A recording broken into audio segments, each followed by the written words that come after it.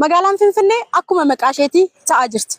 Piroojeektiin misooma qarqara laga Enxooxxoo qabbannaa fi piroojeektiin kuusaa bishaanii qabbannaa ministeera muummee Itoophiyaa Dr. Abiy Ahmediin eebbifamuun tajaajila eegaleera. Dr. Abiy Ahmed wayita piroojeektii kana eebbisan akka jedhanitti piroojeektichi milkaa'ina ijaarsaa qofa osoo hin taane magaalattiin jijjiirama qilleensaa dandamachuu kan dandeessisuu fi jiraattota isheef mijattuu giddugala daldalaa fi turizimii idil addunyaa taasisuuf ce'umsa tarsiimaa qabame kan ariifachiisudha jedhan. Uumama wajjin yoo waliin galle adabbiin uumamaa cimaadha jedhan Dr. Abiy Ahmed. Waliigalteen jiraachuufis bishaan, biyyee fi qabeenya qilleensaa irratti hojjechuun murteessaadha jedhan. Wayita piroojeekticha eegallu ogeeyyiin hedduu hin dandeessan jechaa turanis akka dandeenyu hojjennee agarsiifneerra jedhan.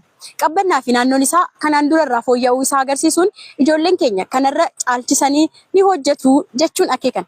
Piroojeektiin qarqara qabbannaa magaalaa Finfinneef simboo dabalataati kan jedhan immoo kantiibaa magaalaa Finfinnee Aadde Adaanech Abeebee. Namaan kan manca'e namaan misoomee qabbannaan irra deebiin dhalateera jedhan Aadde Adaanech Abeebeen. Lageen kuusaa balfaa fi ka'umsa dhibeewwanii turan waldhaanamuun madda abdii fi gammachuu jiraattotaa ta'aa jiru jedhan. Qabbannaan piroojeektota biroo waliin simboo magaalaa Finfinnee dabalataa ta'edha jedhan. Odeeffannoowwan kanneenii fi kanneen biroo saffisaan argachuuf maatii faana diijitaal ta'a. Antsahaa Gulumaati.